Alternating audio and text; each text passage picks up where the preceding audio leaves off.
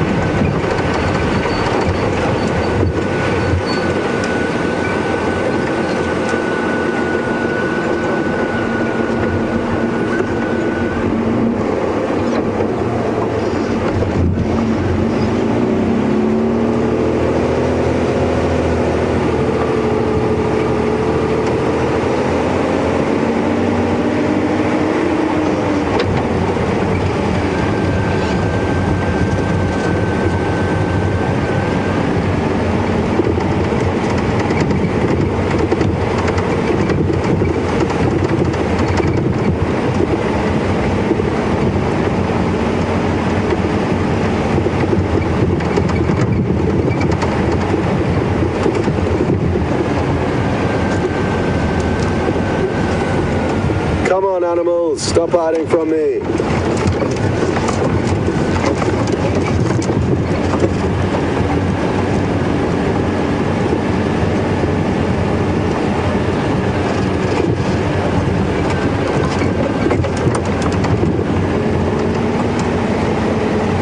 Well, I've just got a question through from 23 Skidoo. Welcome on board. 23 Skidoo would like to know whether we have seen or if there have been any reports of the Majingilana coalition, which is another coalition of male lions. And again, not that I've heard of and not that I've seen.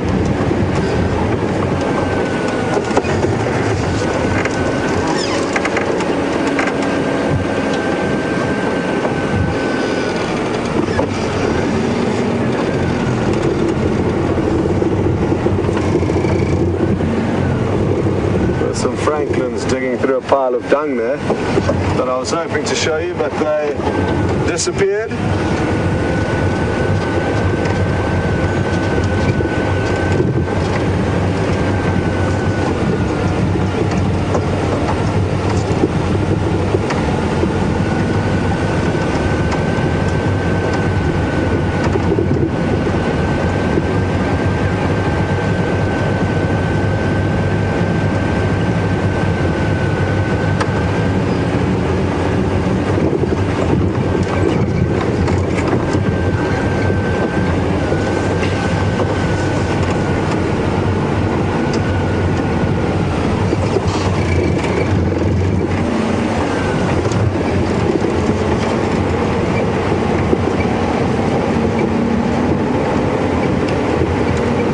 Sounds like everybody would like to know about where all the animals are and where they've been for the last few days. Heidi now in Zurich would like to know if we've seen Sindile, Shadow's cub. Nope, we haven't seen Sindile. I can't remember who was the last to see him and Shadow. But we are going to make our way into the area where we could possibly bump into them, where they have been spending a bit of time hiding. So hopefully they are going to, hopefully they will pop up at some point. But that is the plan, to head into an area where they have been spending more time recently. They've been evidently, well, Shadow's been moving further west, further east towards Djuma, where she used to spend the majority of the time further west onto Arathusa. And there's a few different theories as to why she would be doing that. The main one, and the one that I agree with, is that the Anderson male, another dominant male leopard, is putting pressure on Tingana, which is Sindile's father. And if Anderson male was to come across Sindile, he would kill him. Therefore, you can understand why Shadow, the mother, wants to move her cub away from this potential threat of a new male leopard coming into the father of her cub's territory.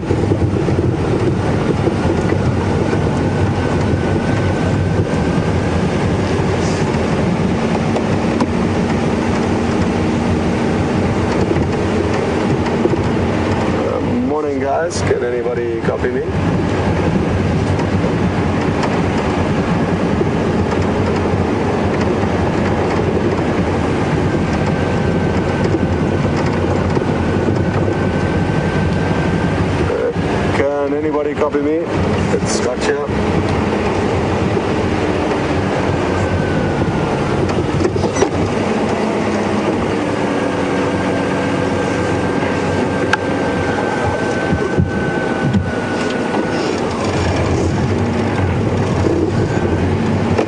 Trying to get an update from the Arethusa guides, but I think I'm still a bit far away to copy them.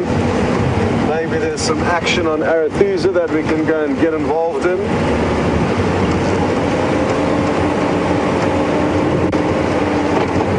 Because right now there doesn't appear to be a whole lot going on Djuma. Well, simply because it doesn't appear that there's much going on. It's certainly not the case. But sadly, at this stage, none of us know where any of the animals are hiding.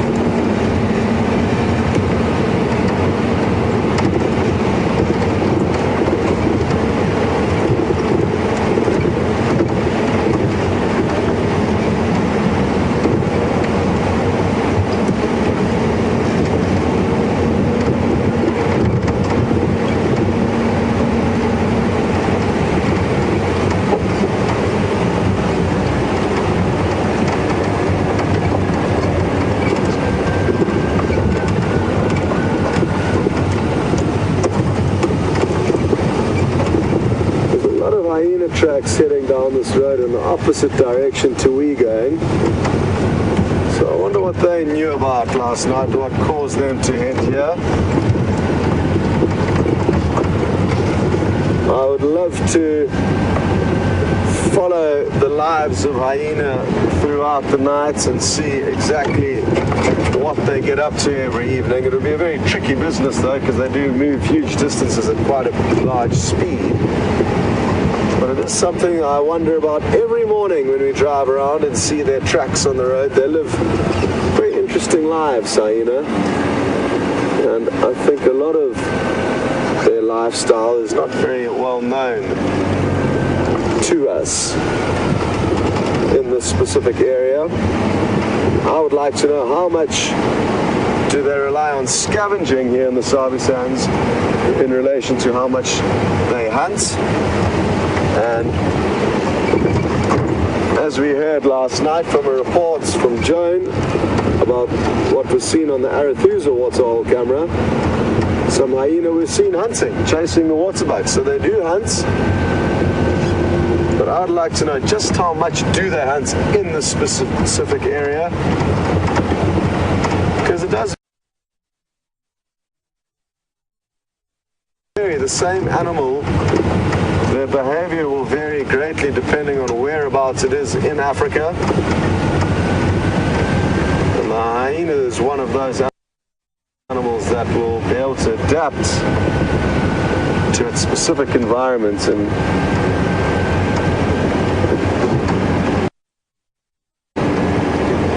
sadly, the majority of the time that we see them here is when they're at their dens.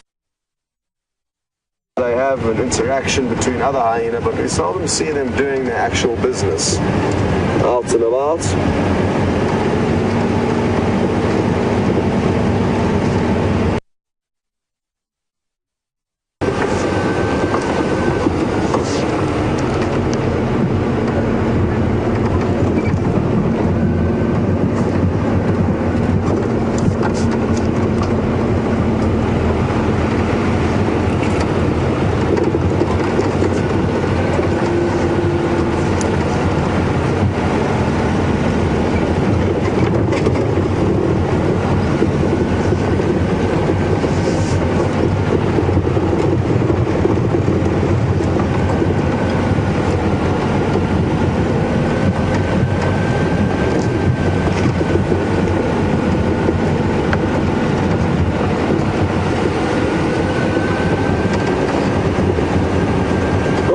Question through from Dave asking if Brent is responsible for breaking the other vehicle, and no, he's certainly not. But we can blame him just for fun. It's not the case, oh, we've had a change in fortune and it looks like our timing is right. This is going to be beautiful. We're going to have some great reflections of these Impala as they come down to drink. And for those of you who may have joined more recently on this morning's drive, just to remind all of you that sadly we are down to one vehicle, as our other vehicle is currently getting fixed. Well, not getting fixed, we're in the process of hopefully trying to fix it. It is not working as it should be. And another update is that if any of you may be joining for the first time, a very warm welcome. And just to let you know, you can all send questions through. It's really easy. You just hashtag Safari Live on Twitter or send an email through to questions@wildearth.tv. So send through your questions and we'll do our best to answer them.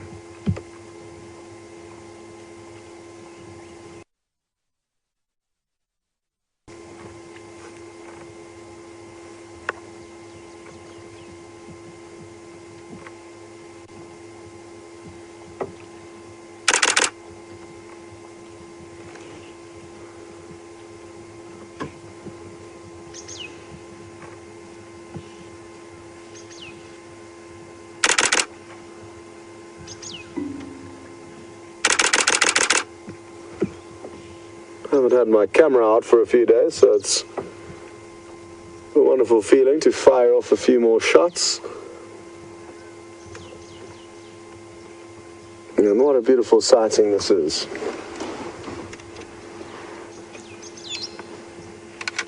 As I was saying that, sorry, if any of you would also like to send questions, you just hashtag Safari Live on Twitter or send an email through to questions@wildearth.tv.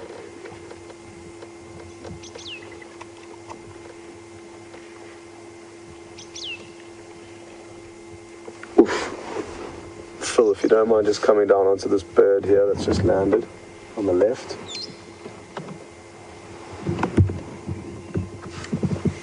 There's a very pretty bird that's just landed and is coming down for a drink. It's called an African green pigeon. Now look at this. Look at those incredible colorations and markings. And there's more coming down. So we've got lucky. These are really pretty birds that we don't see very often, only when they're sunning themselves on dead trees in the early hours of the morning, or when they're coming down to drink here at the water holes. They're typically very secretive and well-hidden birds hiding up in the canopies of the fruit trees that they feed on.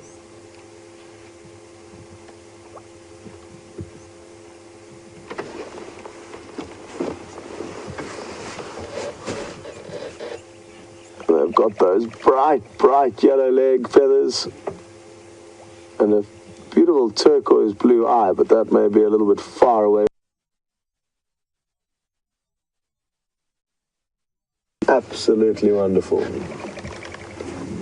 Off it goes. Up into the tree to continue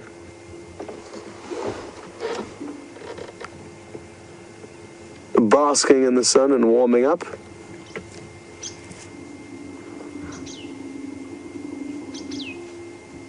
And it looks like the impala are trying to get this treacherous job of drinking water over and done with as soon as possible. They'll be very nervous when drinking, as they know they could be ambushed by a predator lying in wait nearby.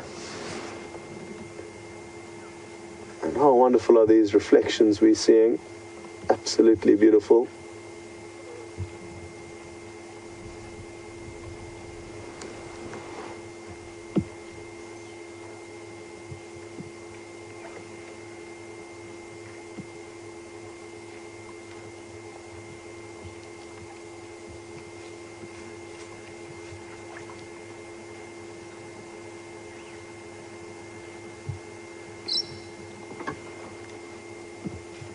I just heard a parrot call. It would be wonderful if it also came down for a drink at the water's edge.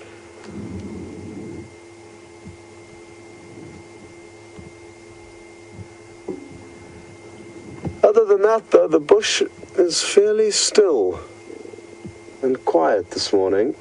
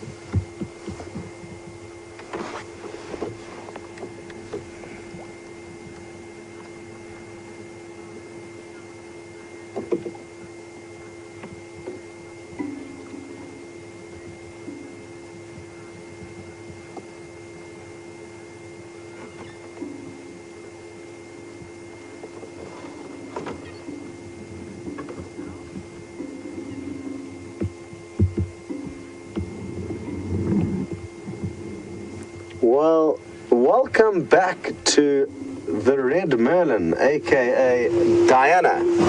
And it sounds like Diana used to watch a lot of the Wild Earth safaris many years ago, but has been a little bit out of touch and would like to know whether Karula, a female leopard, is still around. And she certainly is, Diana. We don't see her as much as we would like to, but she is still in and around Djuma, but tending to spend more time to the east and to the north.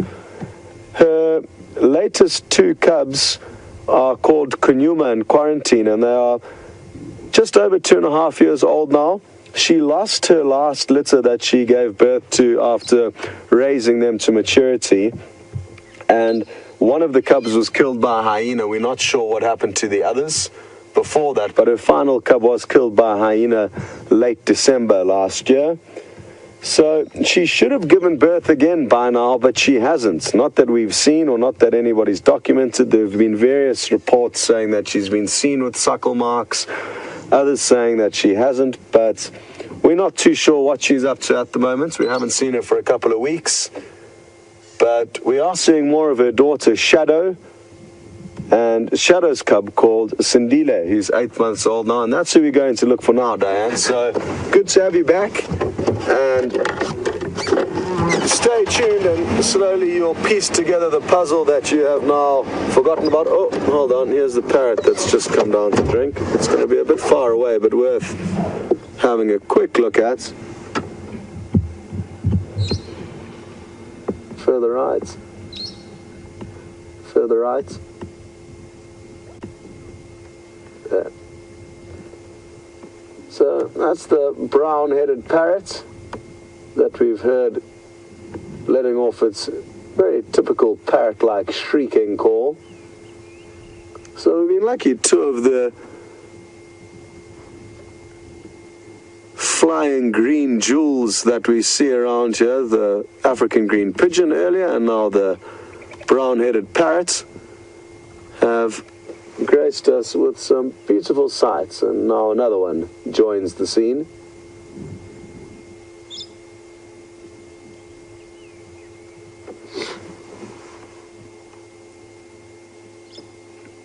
Waterholes are all about timing. There's never going to be a constant flow of animals, maybe birds to a degree, but there's never going to be a constant flow to any of the waterholes in the Sabi Sands. There's simply too many of them. Well done, Phil.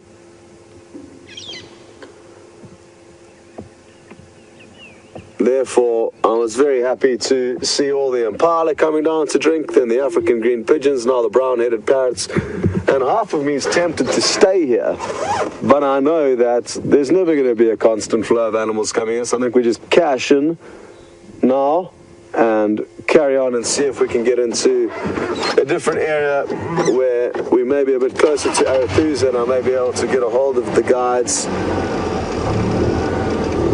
and see if they found anything interesting across there this morning.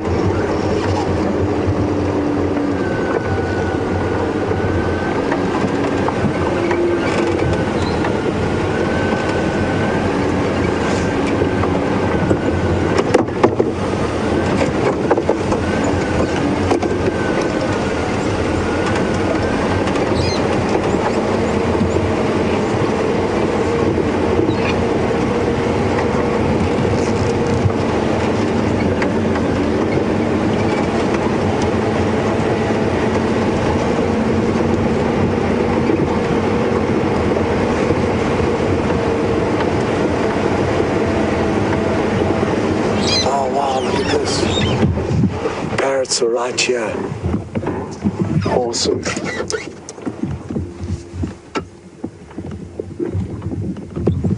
They're feeding on the seed pods of this bush willow, and this is going to make for a great sighting.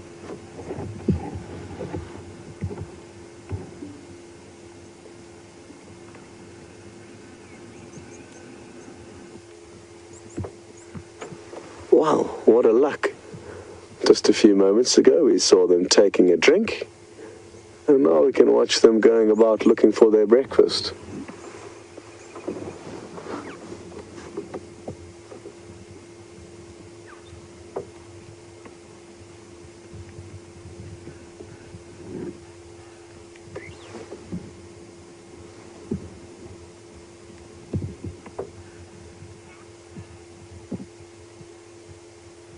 There we go. Now the seed that they need to get into is right in the center of that four-winged pod. And their sharp and powerful little beaks make it look easy to break into that. And they don't waste much time getting to what they need to get.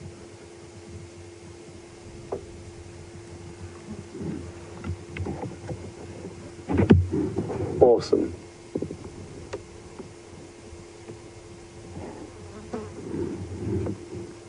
This is definitely one of the best views that I've ever been able to share with you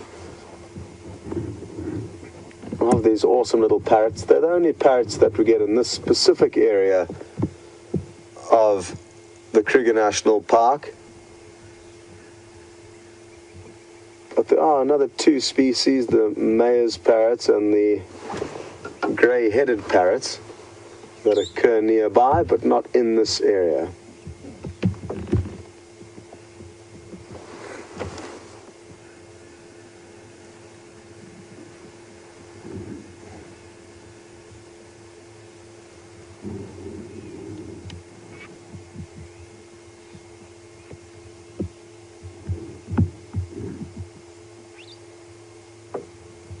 They'll be doing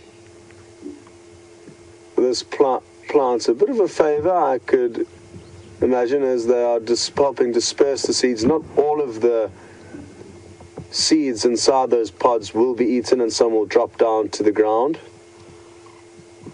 But typically this plant will use wind to disperse its seed, and that's why they have those four-leaved pods, four-winged pods that will blow along the ground and transport themselves into other areas.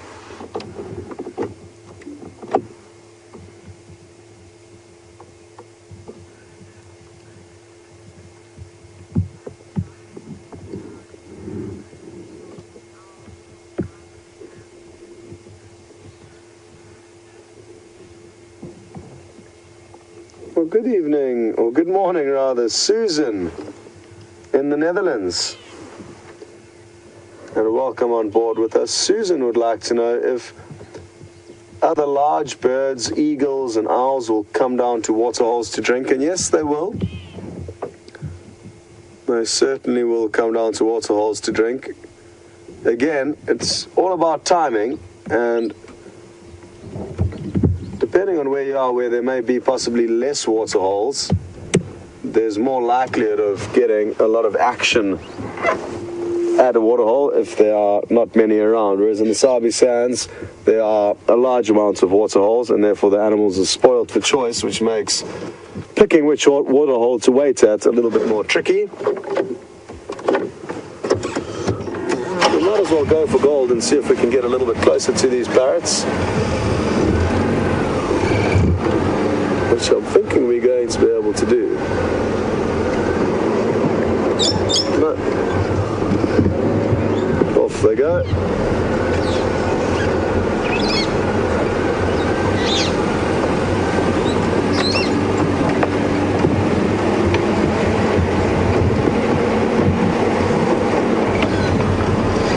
David in Chicago, good morning and welcome.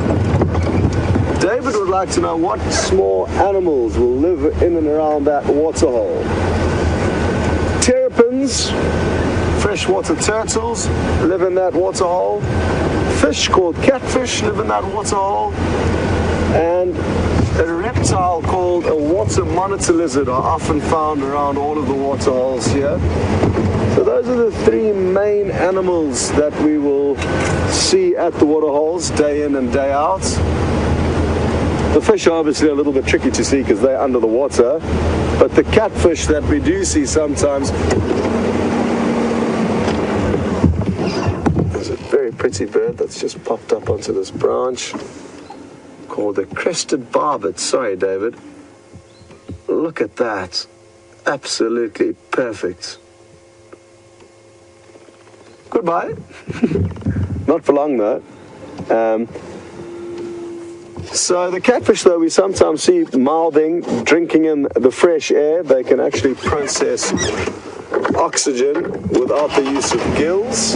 So they're a unique fish with that ability. And what else do we get to see? The monitor lizards. We had a great sighting of a monitor lizard yesterday at the Djuma waterhole. So they're also in and around there. Other than that, though, the terrapins are also difficult to see often. It's only their little heads bobbing out. Unless, of course, there's a hippo in the waterhole, and sometimes they climb onto the hippo's backs, which can make for a very cool sight.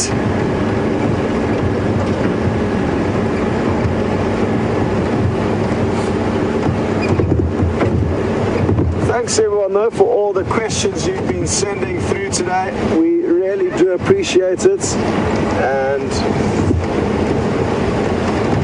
love interacting with you. It's still a concept that's tricky for me to wrap my head around, the fact that we are busy having a conversation with people dotted all over the world, different time zones, different weathers or different seasons, and even different languages a lot of the time, which is, I'm sure, making it a little bit difficult for you if you are not English speaking. And if there is anything you ever need us to explain a little bit more slowly or clearly, don't hesitate to ask us. We would be happy to do so.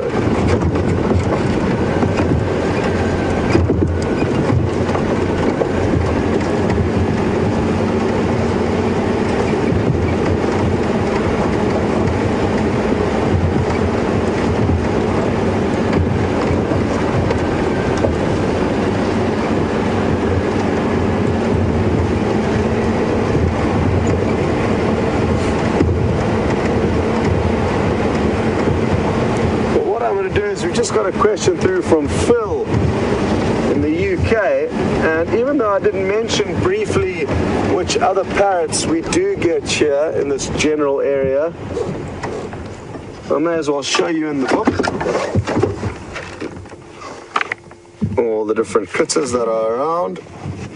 So basically, Phil, we just get the brown-headed parrots in this area of the Kruger National Park, which is the parrots on the bottom right of this page. But we also in the Greater Kruger National Park get the grey-headed parrot, which is the one with the big grey head in the middle. It's the largest of all our parrots. Still not very big though, probably twice the size of the brown-headed parrot that we've just seen. And then the mayor's parrot just up to the left, which looks very similar to the brown-headed parrots, and apparently they can actually hybridize with the brown-headed parrots. So those are the three we get here, Phil. But in this specific area of the Sabi Sands, we will only see the brown-headed. If Phil pans across to the distribution maps once he's finished there, which are on the left of the page, you'll see that the brown-headed parrot occurs throughout the Kruger National Park. We are situated in a very tiny 60,000 hectare reserve on that corner of the reserve of the Kruger National Park. So we are open to the Kruger, but aren't displayed on this map. So our reserve essentially extends out in this direction, not nearly as big as I'm making this little circle with a stick, but something like that, but just a lot smaller. This is large. This is 300 kilometers, which is about 200 miles long, and about 30 to 30 miles wide, 50 kilometers wide, depending. And if you look further up, that was a brown-headed parrot's distribution. You'll see the grey-headed parrots occurs mainly up in the north in a beautiful area called Porphyry, but then they are dotted around in a few other places within the reserve. The mayor's parrot as well will only spend time in the north of the park. Good. Well, Phil, I hope that explains enough to you about the parrots of the Lowveldt. Let's see what else we can find.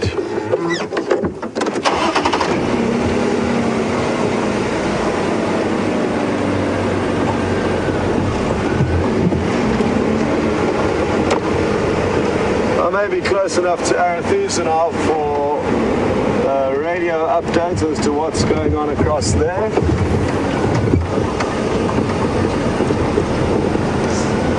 Can any station copy me?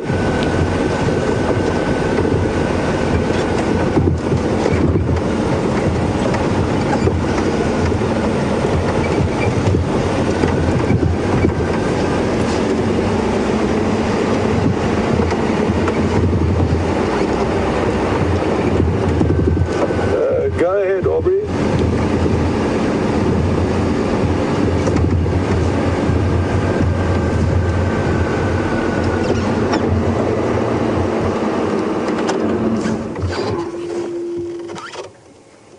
Sorry, go again.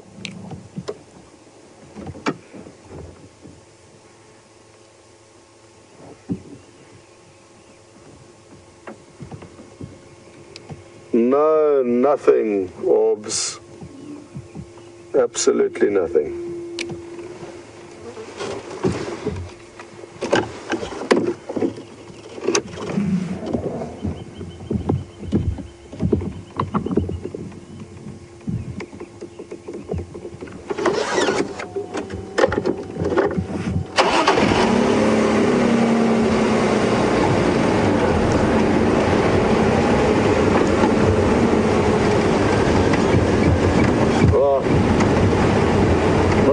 What's going on with the radios. I went onto a separate channel hoping for an update from the Arethusa guys, and Aubrey was on that channel, but there has been a lot of change with the radio systems that we're using, and so far it's proving to be a little bit difficult to get the radios working as they should be, which is making our lives a little bit interesting, but all part of the adventure, I guess.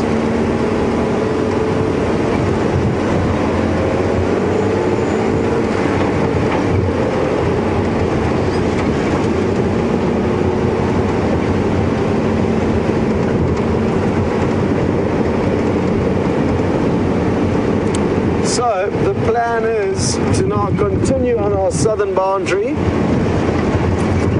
which will take us up to the Djuma and Arethusa boundary, which it's an invisible boundary, it's just a road. The animals can go wherever they like, it's just the humans have got restrictions as to where we can and can't go.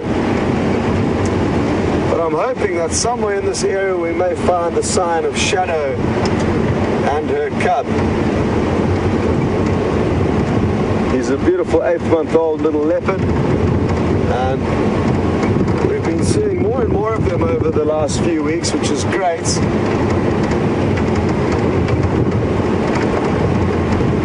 Especially considering the fact that Djuma had quarantined 2 leopards that we used to see a lot of have now moved further afield. And even their mother, Karula, appears to be spending less time around Djuma.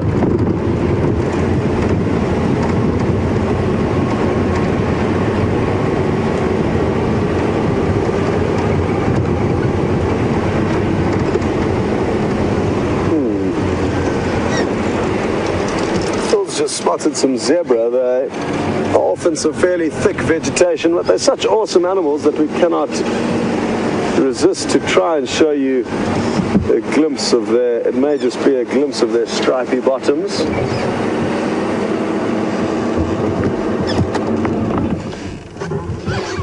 They're busy feeding in and around a termite mound, which is often fed on by animals because of the high nutrition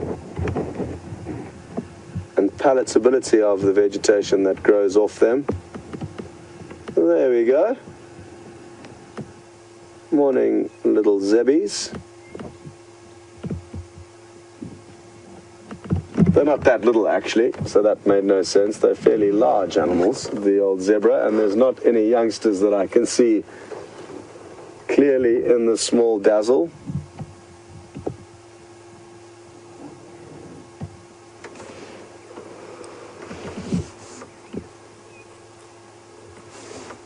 And looking down onto the road around me, it tells me that they have moved from Djuma onto the property south of Djuma, so it's unlikely that they're going to turn around and come back towards us now. They're slowly feeding in a southerly direction.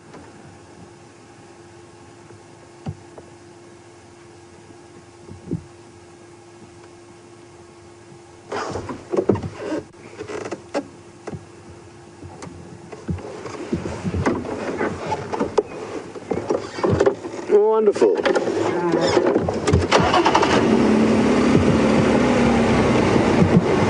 A little bit far off for us to hang around, but was worth a quick look.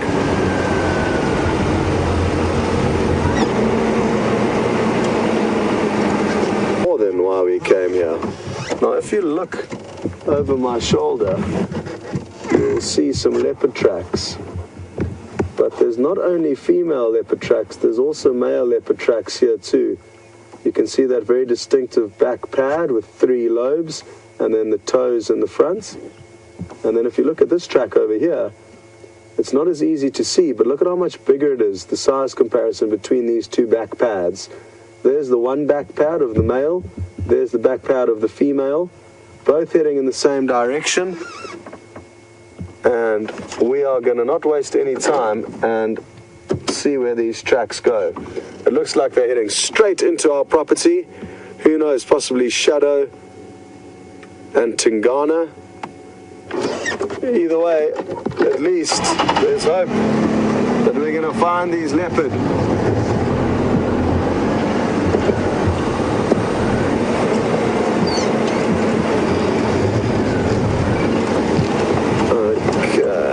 Just hope they continue down this road, which I'm guessing they're going to do. Yeah, there they go.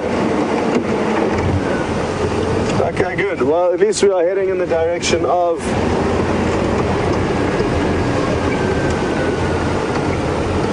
a female and male leopard.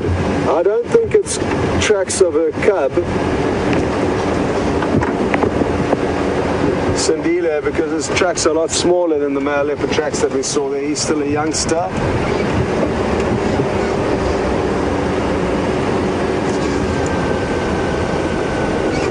I can't see the male tracks anymore, but I can see her tracks continuing down this road.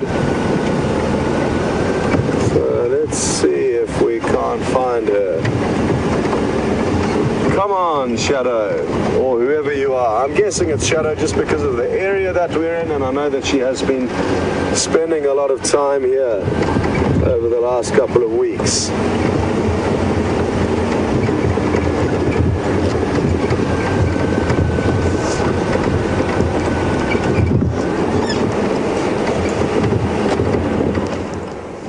Well, this may be a little bit stop-start, so I'm going to have to get on and off the vehicle to establish where these tracks have gone.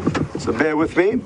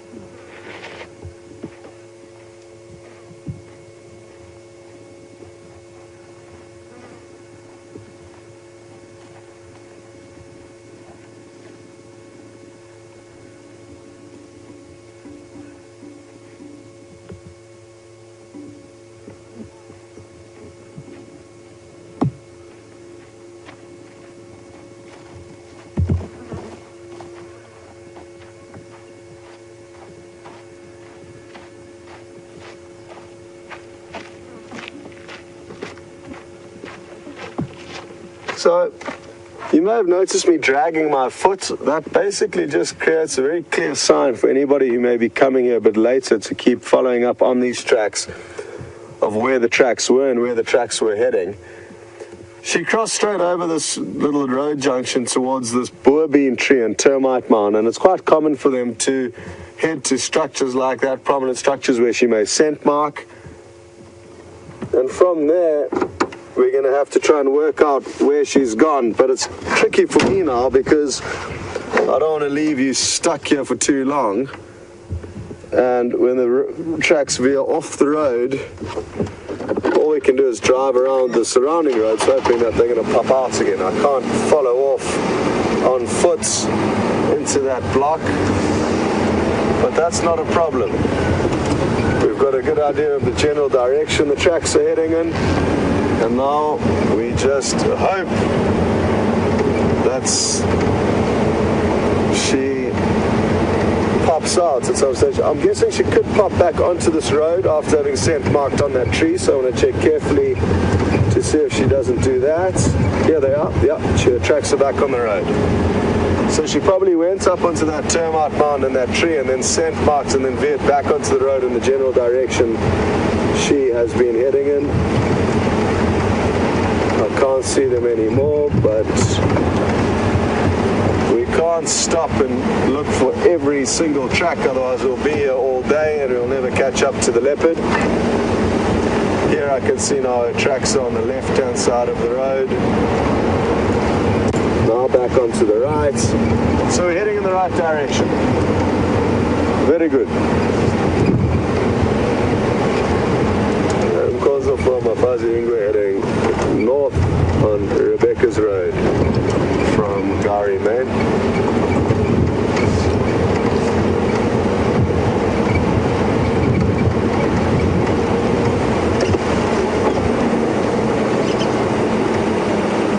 As soon as tracks disappear off the road, it's important to scan around to make sure that she's not just in the bush here nearby. And her tracks have just disappeared here. So where has she gone?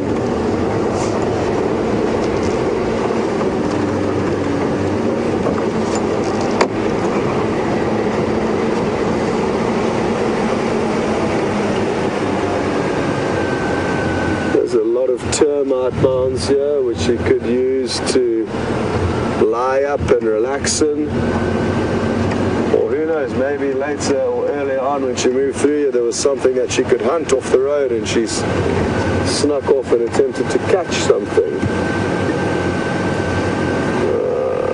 Okay.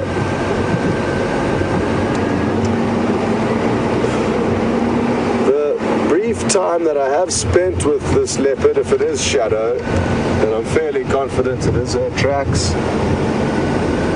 she doesn't often spend time walking down roads and will often veer off them and follow the animal paths.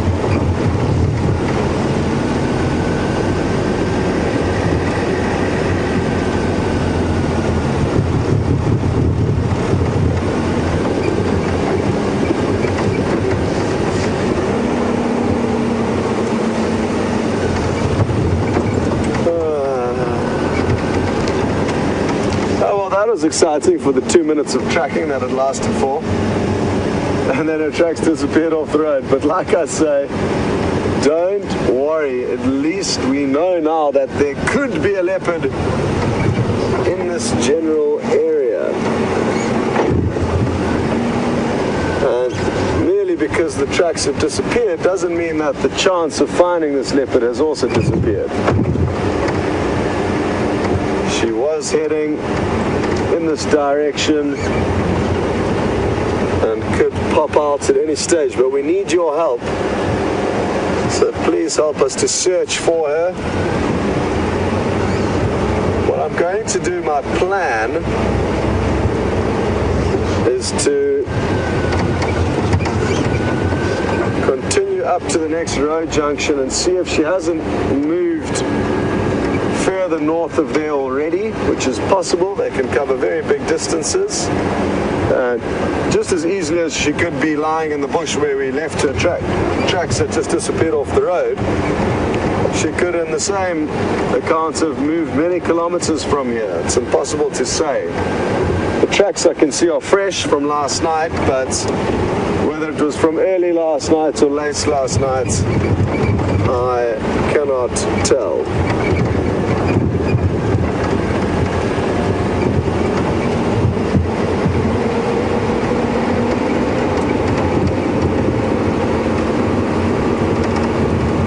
Another zebra. Well, you know you're talented when you can track a leopard and find a zebra instead. It requires a special skill to do that, to turn a spotted animal that we were tracking into a striped animal that we are now looking at.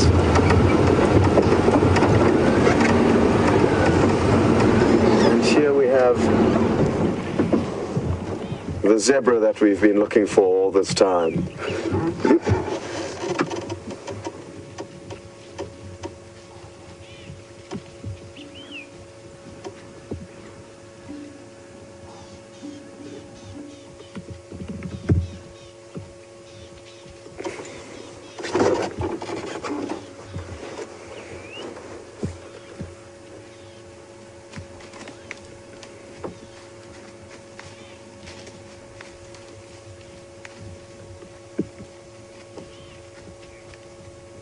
Beautiful.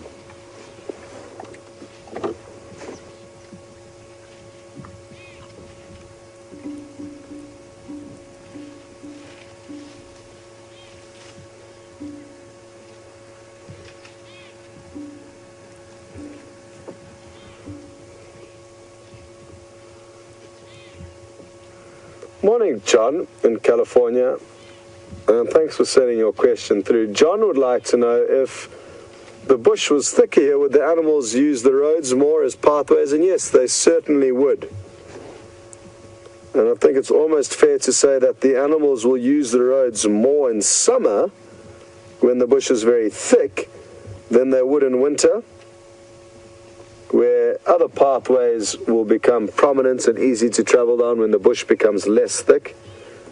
So that's a good observation, and you certainly are right.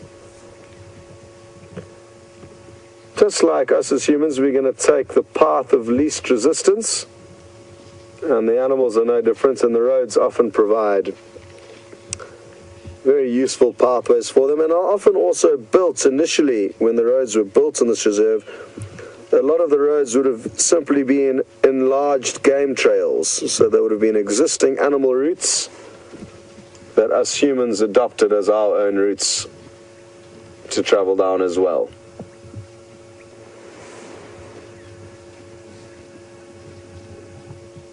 That's a young zebra that Phil's busy found, you guys. It's not tiny, but it is a youngster. Probably about 7 or 8 months old now. And I'm just sitting here wondering, is Shadow lurking, peering in on these impala from nearby? She could well be.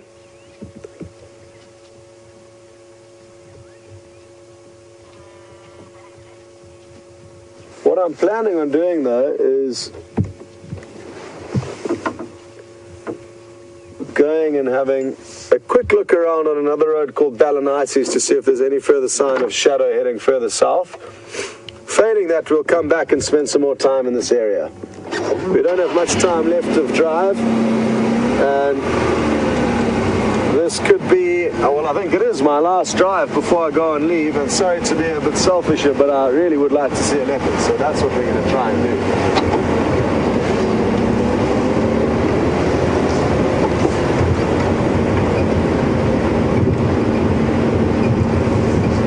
Just another reminder for any of you who may have joined the sunrise safari a little bit later on. We've got Jamie, a lady who's coming to interview for a role here as a presenter. She's got all the qualifications as a guide. She's even got her own rifle and walking qualifications. So She's going to be coming today for an interview, but you'll only meet her tomorrow when she does her interview drive. So don't be surprised to see a lady up in the driver's chair. And it's important for all of you to know that some of the best guides that I have worked with have been ladies. And there's nothing stopping a woman doing this job. And interestingly enough, it's often actually the women who arrive as guests that complain about having a woman as their guide. It's not the men. And it's just, I guess, a preconception that your guide will be a male, but anybody can drive a vehicle around and carry a rifle and enjoy the bush, regardless of your race or gender. And won't it be great to have a girl on board with us? Anyway, so she's coming for an interview, which you'll do tomorrow, which is when Nikki and myself go on leave. Tara's coming back today, the other director, so that's good news. And Brian, the other cameraman, should be back fairly soon as well, after their much needed breaks. Okay, so just to recap, Shanna was heading towards this road. I'm guessing that she veered left off that initial road she was heading down, which will bring her in this general direction. Well, she could be anywhere in between where we left her last tracks and here. But it's important to sometimes leapfrog ahead of the animals in the hope that, well, in order to determine whether they actually aren't miles ahead of you. So that's what we're doing now.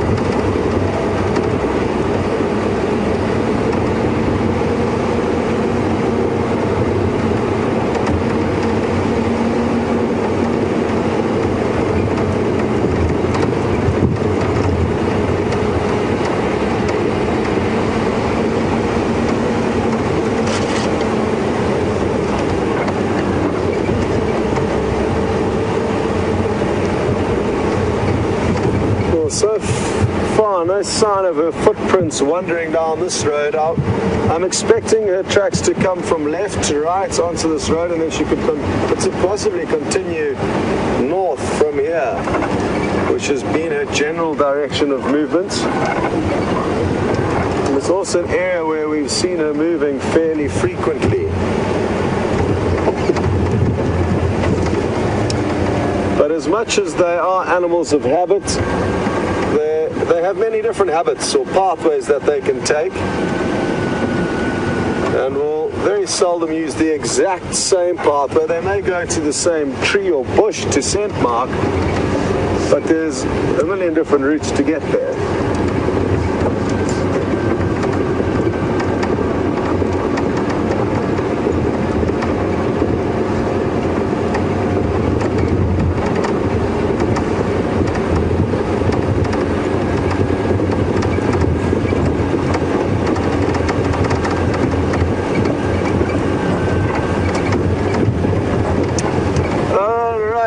Now we go back to where we had the last tracks. We'll see what we can establish from there.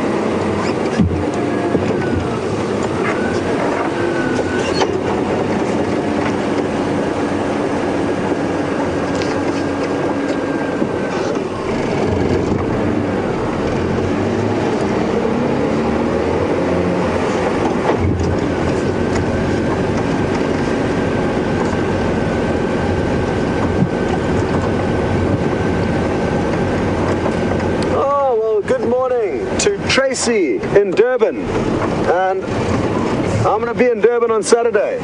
Can't wait. Durban is the hometown that I live in and the town where Tracy has sent the question from.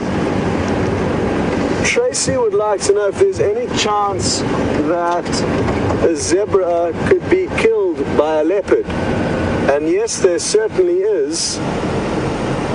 In the large open clearing that we just drove through, Tingana managed to catch a baby zebra. It was just before I arrived in November, so I didn't personally see it, and I've never actually seen a leopard with a zebra kill, but I know that it does happen. And Tingana, one of the dominant males from this area, killed a zebra foal in, like I said, November. For a female leopard, it's unlikely that she would take on a zebra or its foal, but I'm almost certain that a female leopard somewhere at some point in time has managed to catch a zebra, but they'll almost always be the youngsters. An adult zebra is far too big for an adult leopard to bring down, male or female. Although having said that, I mean, some bizarre things happen out here, Tracy, and even though it's not likely, there's a chance that a big male leopard could catch an old and injured big male zebra. So there's a chance, but usually they'll be capitalizing on the smaller zebra. In the scenario that we've just left here, Tracy, with a few zebra, the foals aren't quite small enough, and there's impala nearby, and impala are going to be a preferable food source to a leopard. So that is who would in all likelihood get targeted.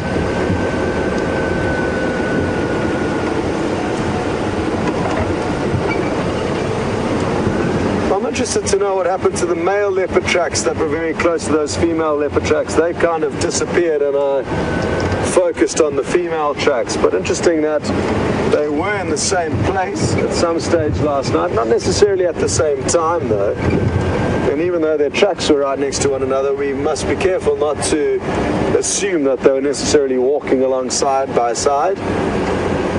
They could have been moving hours apart from one another.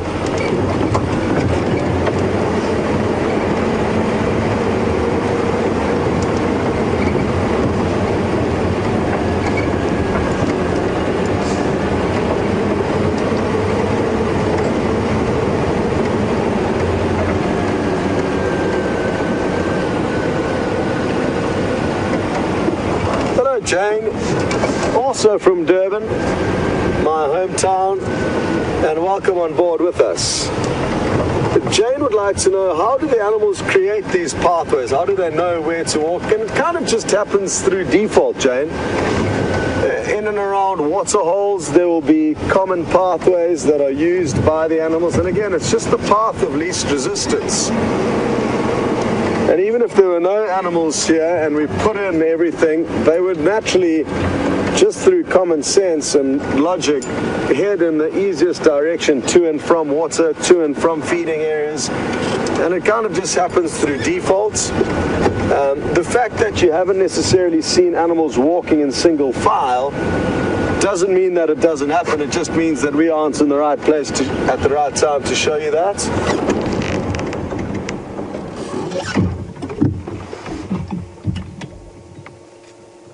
I may have heard a squirrel alarm calling, which is often a very good indicator of where leopard may be.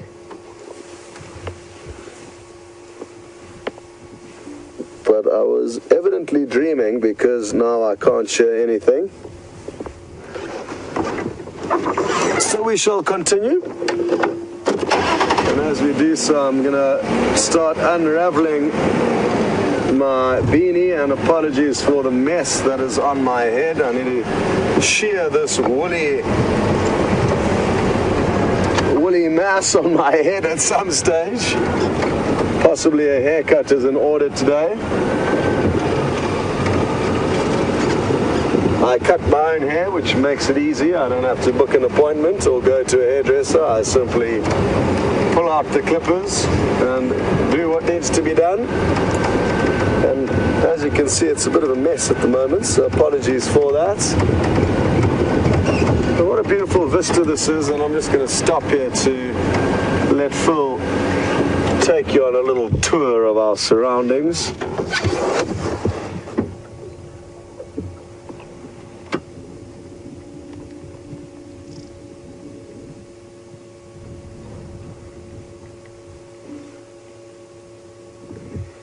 Absolutely beautiful, this massive playground we get to explore every day. And aren't we all so lucky to be here? There's a bit of a haze in the air, and that's not uncommon in these dry winter months.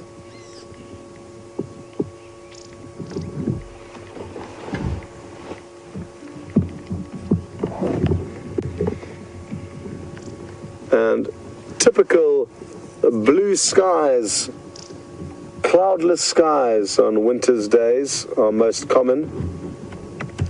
A few days ago we were blessed with some wonderful cloud cover and cloud formation, which I really enjoyed after having these clear blue skies day in and day out.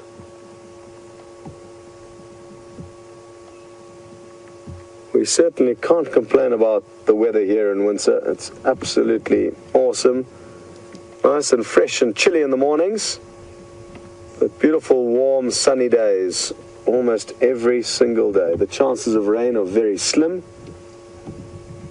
Wind can vary. Right now the wind's picking up to a small breeze, nothing too serious, but there can be some blustery days in winter, but most often it's perfect weather. Somewhere in that big mass of wilderness you are looking at are all the animals that are hiding from us this morning. So they've got a massive home in which to do their business, and that's what makes our job a little bit tricky in tracking them down. Wonderful.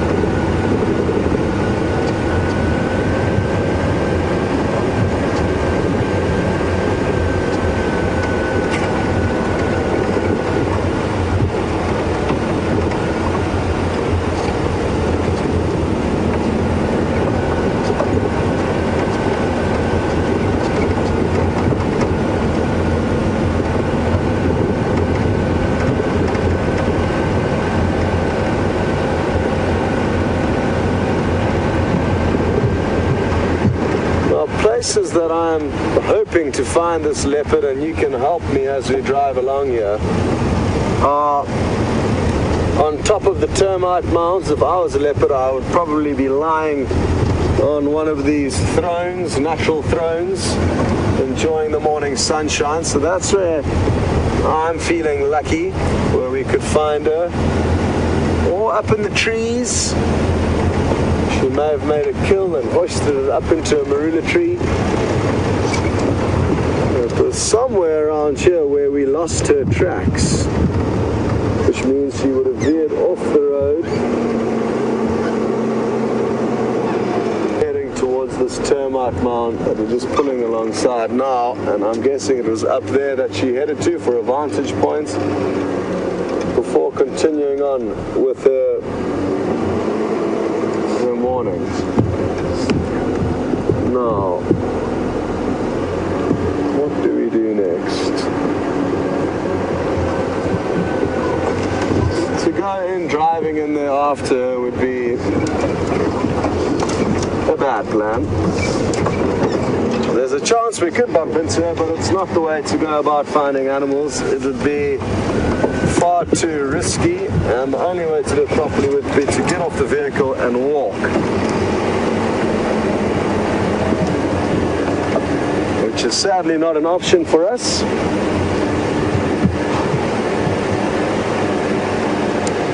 So we will carry on and go and see what else we can find.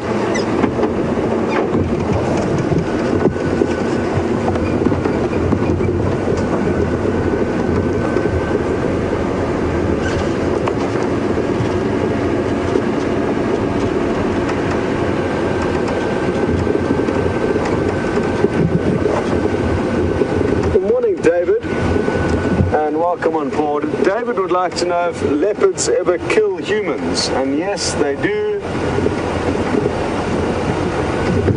It's uncommon for leopards to kill people, but it does happen. Either when they are protecting cubs or when they become old and weak and almost are forced to try and feed on humans for lack of better things to try and catch. So that's typically how things happen. Also, young kids in and around large environments like this will be a much more likely human victim than an adult. And thankfully it doesn't happen very often, but yes, people can be killed by a leopard.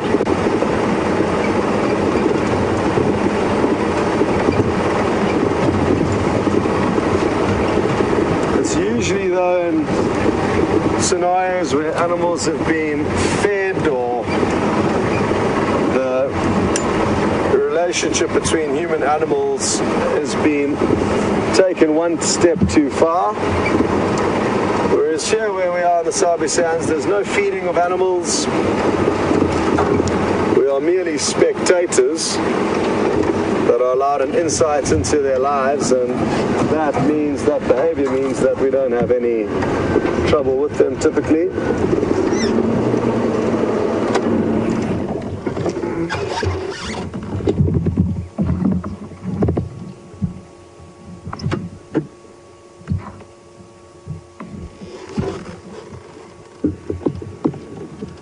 Oh, we've had good luck with the zebra this morning. And here's another one, again feeding on the nutritious and palatable grasses that grow in and around termite mounds. Because of the nature of the soil that is brought in by the termites, it typically provides a very good platform for grasses and other vegetation to grow on, and this is sought after by the herbivores. And you can quite often by the end of winter see what looks like a very clearly mowed patch around the termite mounds, and it's not that it's been mowed, it's simply been grazed flat by the herbivores. We are just making our way down to the old hyena den site and the chance that they may have returned here.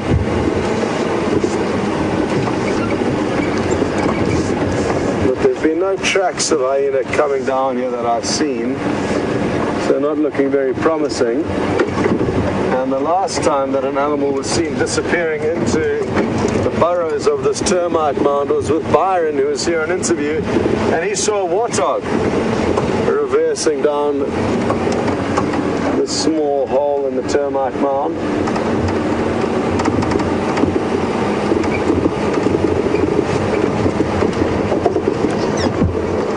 There's nobody home, so we will continue.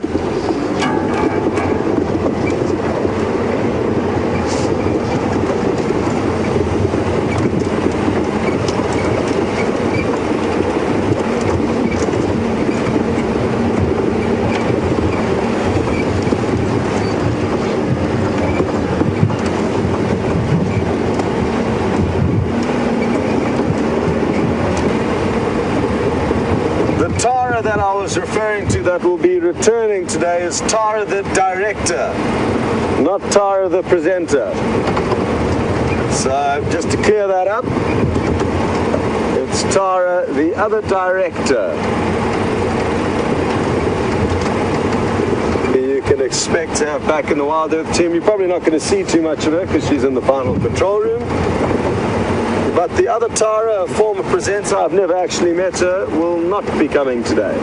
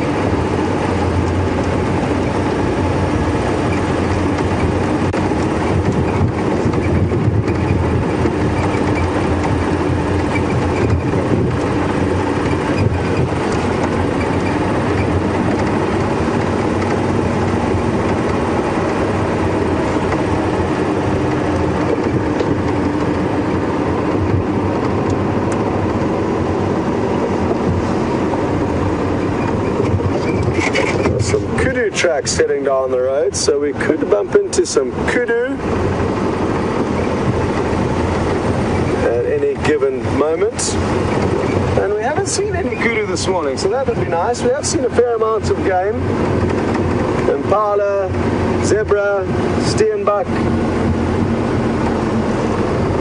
inyala, but no kudu yet. A waterbuck we saw a little bit earlier on.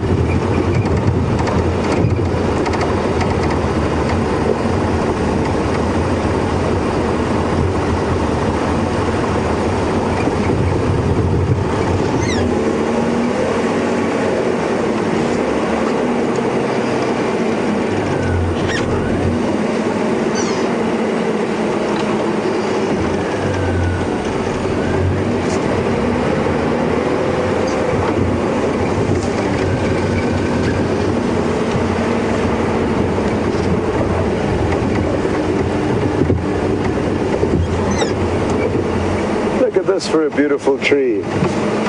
This is a really spectacular marula, and I'm just going to try and get into position for Phil to take you on a bit of a tour through it.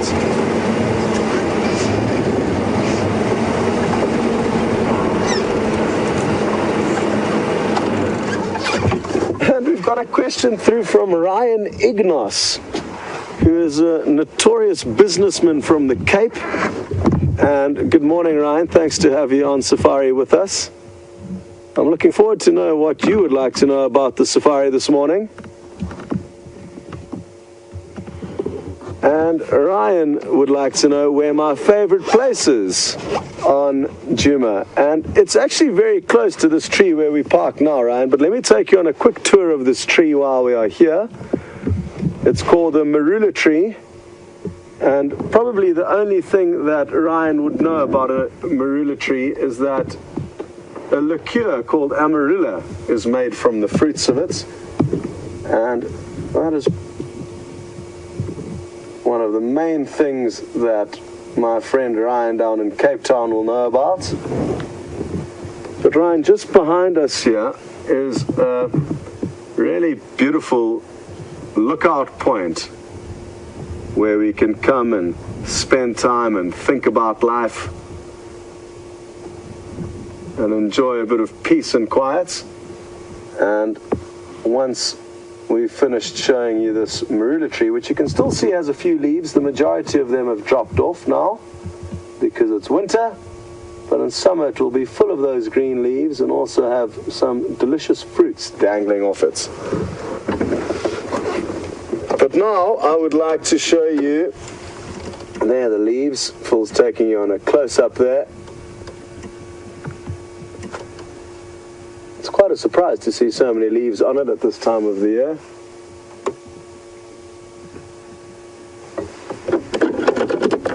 But let me now get into position to show Ryan, who's a good friend of mine, and very happy to have him on safari with all of us this morning. Let's stop and show him my favorite lookout points.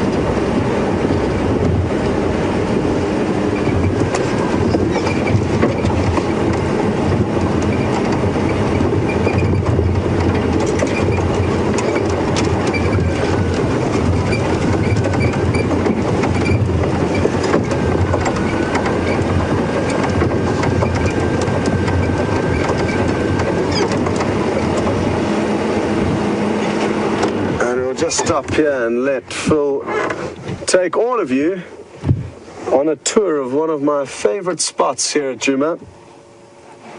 And I'm sure all of you will agree that we are blessed to be driving around and exploring this wonderful wilderness area.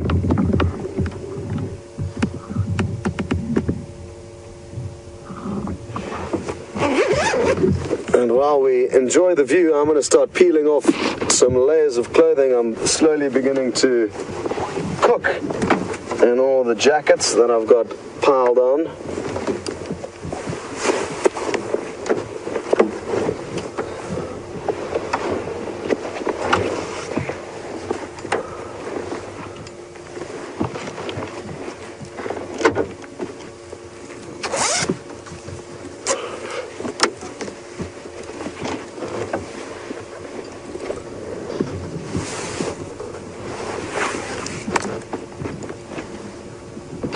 Okay.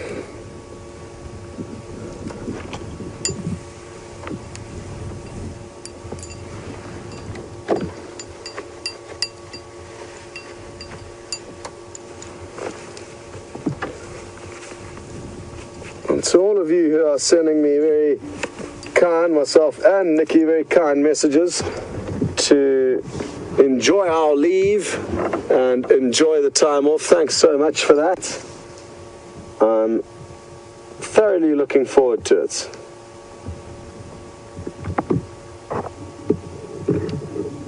Even though we've got a great team here at Djuma, understandably we miss our friends and family, and looking forward to spending some time with them, as well as simply changing up the scenery. A lot of you may think we are crazy to want to leave a place as beautiful as this, but too much of anything can become not bad for you, but I guess, and not boring, but it's nice to change up the scenery every now and then. And I'm certainly looking forward to some of the advantages of being in the city.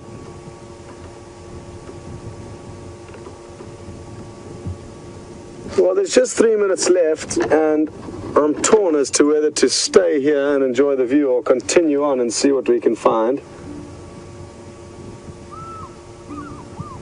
There's a very slim chance you may have heard an African fish eagle cry out there. I could hear it calling.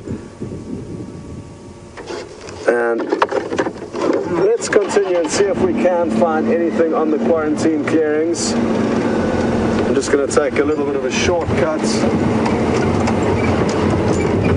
to the road, which will lead us there.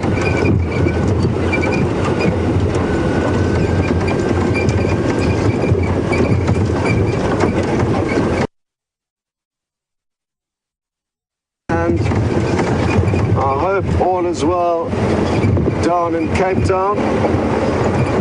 Sadly, we won't be coming there on our leave, but maybe you can come and visit us in Durban.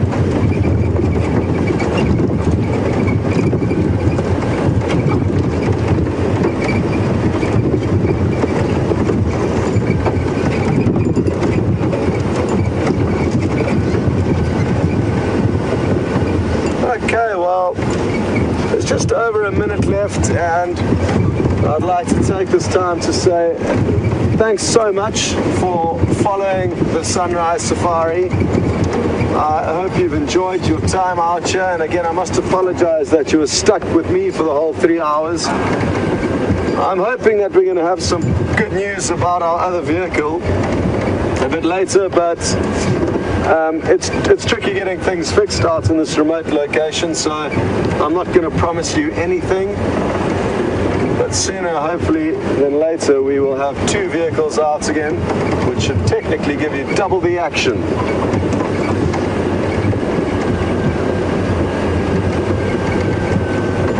And